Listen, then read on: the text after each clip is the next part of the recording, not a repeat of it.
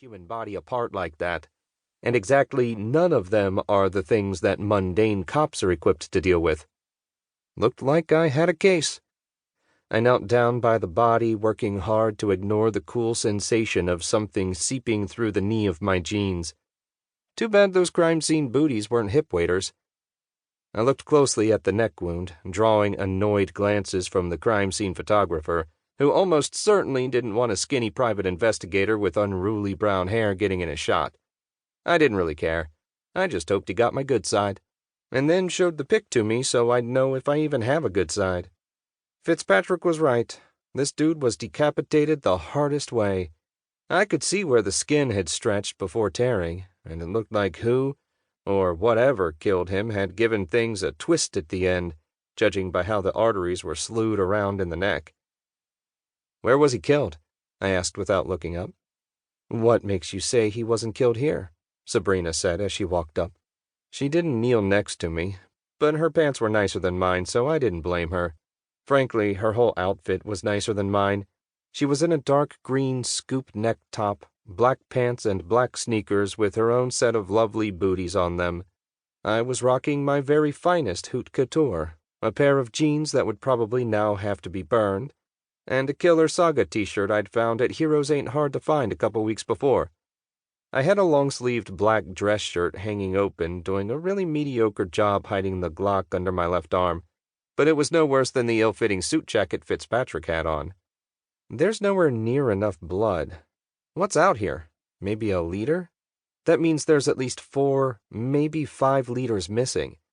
I can't really tell how big this guy was with his head over there. It's screwing up my estimating, but you get my point. "Yes, I do. Come over here." She turned and walked over to a dumpster with the lid open. I followed, the coppery scent of blood getting stronger with every step. "Seriously?" I asked, looking at the dumpster. It was your garden variety industrial trash container, about 5 feet tall by 8 feet wide, blue, with rust shining through pretty much everywhere. There was a locking bar that should have been holding the lid closed, but it was bent all to hell. One of the plastic lid sections was ripped almost completely off, hanging by a scrap of the surviving hinge. I peeked inside, and my eyes confirmed what my nose had already told me.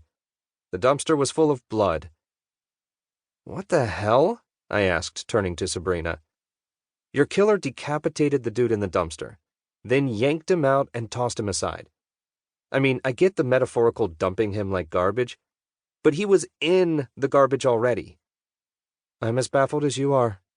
I've seen some weird shit in my time, and way more of it since I started dating you. But this one is out there." "Did you find anything in the bottom of the dumpster?" I asked. "We haven't sifted through that yet," Sean said, giving a sympathetic look toward the crime scene techs. Those folks were not in for a good night. "Can you pick up on anything that we might miss?" Sabrina asked, reminding me that I wasn't there just for my scintillating wit. I closed my eyes and focused on the sense around me, which was every bit as enjoyable as one would expect. Every vampire has different abilities, almost like specialties. I got a really hyper-jacked sense of smell, and I'm crazy fast. My best friend Greg is strong, stronger than any 2 normal vampires, and our roommate Abby is also strong, with the power of super snark. She probably had that one when she was human, but dying and being reborn certainly fine-tuned it. The alley was a breeding ground for scents, almost none of them appealing.